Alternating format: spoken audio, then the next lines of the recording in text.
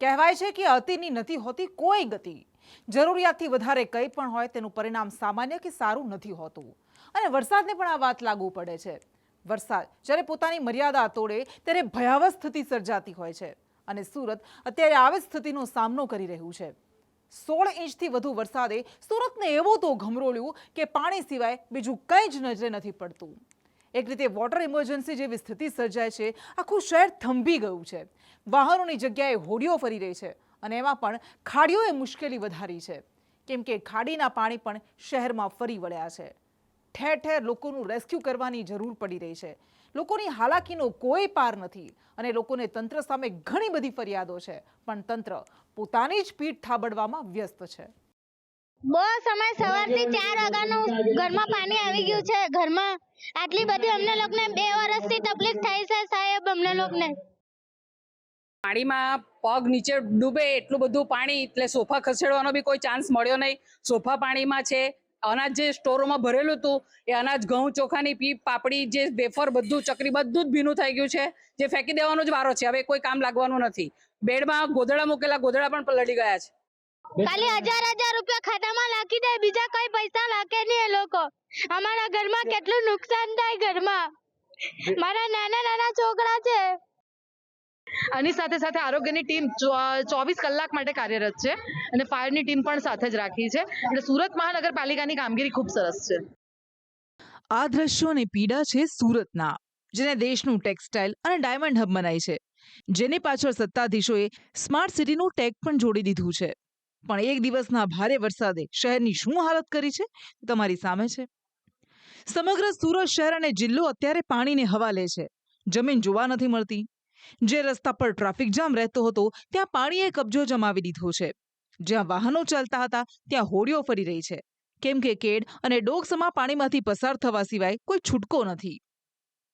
મકાનો પાણીને હવાલે છે। લોકો ઘરમાંથી પાણી ઉલેચીને બહાર કાઢે છે પણ તેનાથી કોઈ ફરક નથી પડતો કેમ કે પાણી પાછું આવી જાય છે।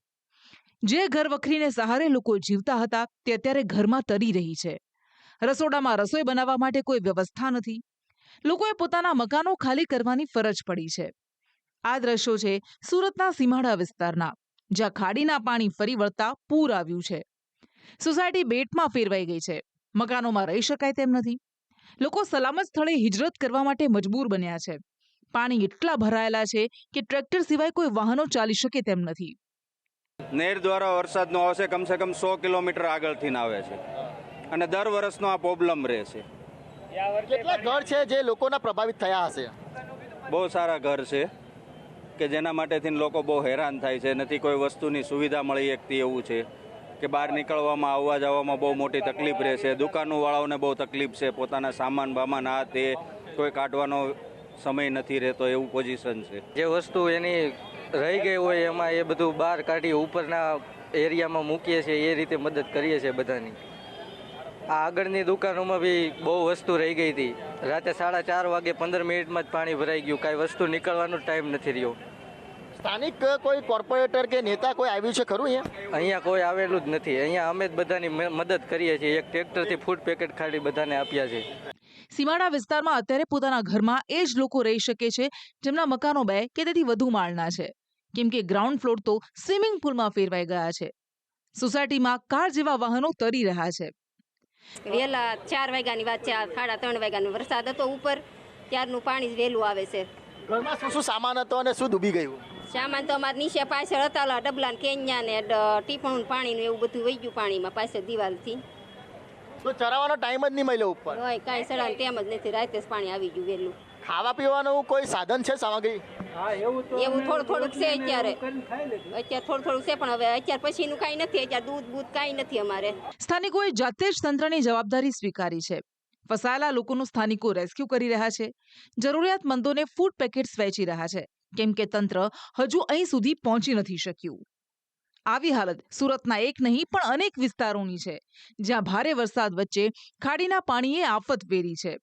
પૂણા હોય કે સરથાણા, કતારગામ હોય કે ગોડાદરા, જ્યાં જુઓ ત્યાં પૂર અને પૂરગ્રસ્ત લોકો છે। પાણીએ અઘોષિત કરફ્યુ લાદી દીધો છે। 24 કલાકમાં 16 ઇંચ વરસાદ વરસે અને પાણીના નિકાલની કોઈ યોગ્ય વ્યવસ્થા ન હોય ત્યારે આવી સ્થિતિ સર્જાય છે।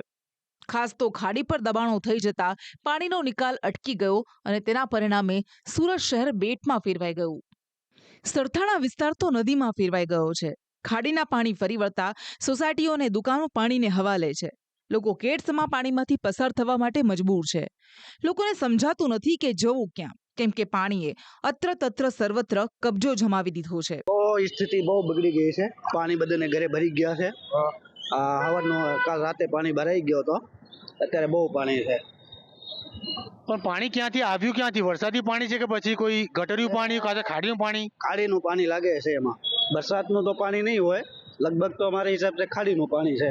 અંદર તો પાણી છે એટલું જ તે. ઓકે, લોકોના ઘરમાં પાણી ઘૂસી ગયા છે. તમારું ઘર બી અંદર છે? કેટલું નુકસાન હશે? નુકસાન ઘણું છે, કેમ કે તાત્કાલિક પાણી આવી ગયું. એક 10 થી 15 મિનિટમાં પાણી જે આ ભરાવો થયો હોય 10 થી 15 મિનિટમાં આવી ગયું. શું કહે છે તંત્ર? કોઈ આવ્યું છે અહીંયા? તંત્ર હજી તો કોઈ આવ્યું નથી, કોઈ ડોકાવા આવ્યું નથી. આખો સરથાણા વિસ્તાર અત્યારે પાણીમાં ગરકાવ છે. લોકોનો દાવો છે કે ખાડીના પાણી બધે જ ફરી વળ્યા છે. તંત્રની કામગીરી સામે ભારોભાર રોષ છે. સરથાણામાં ઘણી જગ્યાએ ડોકસમાં પાણી ભરાયેલા છે. આ સ્થિતિમાં પોલીસ કર્મીઓએ સ્થાનિકોનું રેસ્ક્યુ કર્યું હતું. લોકોને ટ્રેક્ટરમાં બેસાડીને સલામત જગ્યાએ લઈ જવામાં આવ્યા. આખો સરથાણા વિસ્તાર જ્યાં ડૂબી ગયો છે ત્યાં પોલીસ સ્ટેશન કેવી રીતે સલામત રહે? સરથાણા પોલીસ સ્ટેશન પરિસર અત્યારે સ્વિમિંગ પુલમાં તબદીલ થઈ ગયું છે. પોલીસ કર્મીઓના ટેબલ ખુરશી હોય કે પછી વાહનો, બધું પાણીની અંદર સમાઈ ગયું છે. લોકઅપમાં અડધે સુધી પાણી ભરાયેલા છે. રાત્રે વરસાદ વધારે પડવાના કારણે પોલીસ સ્ટેશન થોડું નીચાણવાળા વિસ્તારમાં હોવાને કારણે અહીંયા પાણી ભરાઈ ગયું છે. અત્યારે અમે અમારા સ્ટાફ સાથે રેસ્ક્યુ કરી રહ્યા છીએ અને અમારું જે રેકર્ડને બચી ગયા છે એ બધું અમે શિફ્ટ કરી રહ્યા છીએ. સર, કેટલા આરોપીઓ હતા? તમામને ક્યાં શિફ્ટ કરવામાં આવે અને કેટલી નુકસાની છે? રાત્રે 4 આરોપીઓ હતા જેને અમે બાજુના પોલીસ સ્ટેશનમાં શિફ્ટ કરી દીધા છે. અત્યારે રેકર્ડ રૂમમાં શું શું નષ્ટ થઈ ગયું છે અને કેટલા દિવસથી પાણી ભરાયું છે? પાણી ગઈકાલ સવારેથી ભરાયું છે, સાંજે ખાલી થઈ ગયું હતું, પણ રાત્રે પાછું ભરાવાના કારણે થોડી આ પરિસ્થિતિનું નિર્માણ થયું છે. પોલીસ કર્મીઓ કમ્પ્યુટર અને ફાઇલ સહિતની સામગ્રીને નજીકના પોલીસ સ્ટેશનમાં ખસેડી રહ્યા છે. સ્થિતિ એ છે કે કોઈ કામ થઈ શકે તેમ નથી. સુરતના અનેક વિસ્તારો એવા છે જ્યાં લોકોએ પોતાનું ઘર છોડવું પડે તેમ છે, કેમ કે પાણી વચ્ચે જીવને જોખમ છે, ખાસ કરીને બાળકો અને વૃદ્ધોને. એવામાં બોટમાં બેસાડીને લોકોને સલામત સ્થળે ખસેડાઈ રહ્યા છે.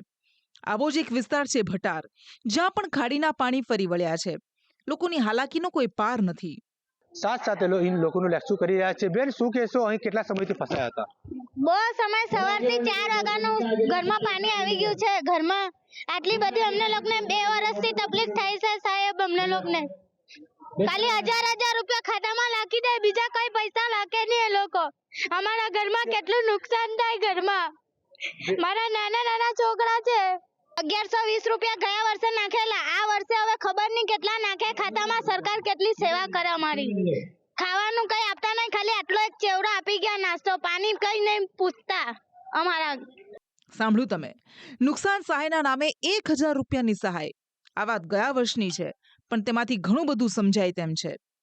પાણીમાં ડૂબેલા ભટારમાં અસરગ્રસ્તો માટે ખાવા પીવાની ચીજ વસ્તુઓ નથી પહોંચી. એવામાં લોકો કેવી હાલતમાં જીવતા હશે તે સમજી શકાય તેમ છે. એમાં પણ ખરી મુસીબત તો પાણી ઓસર્યા બાદ આવશે, જ્યારે નુકસાનનું ખરું ચિત્ર સામે હશે. સહાયના નામે 1000ની મદદની મજાક ફરી થઈ શકે છે, કેમ કે પૂરના પાણી ભલે જુદા હોય પણ તંત્ર તો એ જ છે. ભટાર વિસ્તારના કોર્પોરેટર પણ અમને નજરે પડ્યા. એક તરફ જ્યાં લોકો મુશ્કેલીમાં હતા, ત્યાં કોર્પોરેટર તંત્રની કામગીરીથી ઘણા ખુશ હતા. તેમણે તો તંત્રના ભરપેટ વખાણ કર્યા. તેમનું શું કહેવું છે એ સાંભળીએ. દર વખતે જેવું પાણી ભરાય એવું નથી ભરાયું, છતાં પણ જે ગ્રાઉન્ડ ફ્લોર પર લોકો રહે છે એ લોકોને પહેલા માળે શિફ્ટ થવા માટે કહ્યું છે, અને જેના પણ ઘર નીચે છે એ લોકોને નજીકની સ્કૂલમાં સ્થળાંતર કરાવડાવ્યું છે. અને એની સાથે પોલીસનો સહકાર ખૂબ સારો છે. બાળકોને અહીંયા ગંદા પાણીમાં રમવા જવા દેતા નથી અને બની શકે એટલા લોકોને પાણીથી દૂર રાખવાના પ્રયત્નો કર્યા છે. આની સાથે સાથે આરોગ્યની ટીમ 24 કલાક માટે કાર્યરત છે અને ફાયરની ટીમ પણ સાથે જ રાખી છે. એટલે સુરત મહાનગરપાલિકાની કામગીરી ખૂબ સરસ છે. ગયા વખત અમે જેસીબીમાં જાતે નિરીક્ષણ કરવા જાતો, આ છોકરી જે બાજુમાં બેઠી છે એને ગળા સુધીનું પાણીમાં અમે ઉતરીને ગયા હતા, પણ આ વખત અમે જઈને આવ્યા તો આટલું કમર સુધીનું પાણી પણ નથી, પગના ફક્ત ઘૂંટણ સુધીનું પાણી છે. લોકો સાથે વાત કરી અંદર શું કીધું? લોકોને તો અમે એવું કહ્યું કે ભાઈ તમે ઘરમાંથી બની શકે એટલા બહાર નહીં નીકળતા, કારણ કે ડ્રેનેજનું પાણી પણ આમાં મિક્સ થતું હોય છે, રોગચાળો ફેલાવાનો ભય રહે છે. તે માટે આરોગ્યની ટીમ સતત કાર્યરત છે અને આંગણવાડીની બહેનો પણ ખૂબ સરસ કામ કરી રહી છે. આંગણવાડીની બહેનો બાળકોને ઘરમાંથી બહાર નીકળવા માટે અપીલ કરી રહી છે અને લોકો સુધી એસએમસી ફૂડ પેકેટ પણ પહોંચાડી રહી છે. બિલકુલથી અહીં તમામ લોકોનું જે સ્થળાંતર કરવામાં આવ્યું છે, તમામને સ્થાનિક જે છે સ્કૂલોમાં ખસેડવામાં આવ્યા છે, કોમ્યુનિટી હેલ્થ સેન્ટરમાં. આપ શું કહેશો? આપ અહીંના સ્થાનિક છો, કયા પ્રકારની સ્થિતિ ગઈકાલે હતી ને આજની સ્થિતિ છે, પાણી નથી ઓસરે, શું કહેશો? પાણી તો આ જે અમાવસ પૂર્ણિમા આવે છે એ પાણી દરિયા પાણી લેતો નથી, અને આ જો આપણો કોર્પોરેશનનો જો પાણી પંપ લગાવેલા છે એ પંપ પાણી વધારે ફેંકે તો પાણી અહીંયાથી ખાલી થાય, નહીં તો 3-4 દિવસથી આ પાણી નીકળવાનું કોઈ ચાન્સ નથી એવું લાગી રહ્યું છે. એટલે આપ કેવું છે આજે અમાસ છે ને અમાસના કારણે પાણી આવ્યું તેવું કહે છે? એવું જ છે, દરિયા પાણી લેતો નથી, પાણી વધશે અહીંયા. કોર્પોરેટર મેડમ ખુશ છે કેમ કે આ વખતે ઘૂંટણસમા પાણી જ ભરાયા છે. જો કે આ દ્રશ્યો તેમના દાવાને ટકવા નથી દેતા. તેઓ જેટલી સરળતાથી સ્થિતિનું વર્ણન કરી રહ્યા છે, લોકોની સ્થિતિ તેનાથી વિપરીત છે કેમ કે વરસાદની સાથે ગટરના પાણી પણ મકાનોમાં ઘૂસી ગયા છે. આવી સ્થિતિ હોવા છતાં સુરત શહેરમાં તંત્રની જે સક્રિયતા હોવી જોઈતી હતી તે દેખાતી નથી. મહાનગરપાલિકાના અધિકારીઓ કંટ્રોલ રૂમમાંથી સ્થિતિ પર નજર તો રાખી રહ્યા છે, પણ તેનાથી ફરક શું પડી રહ્યો છે તે લોકોને નથી સમજાતું.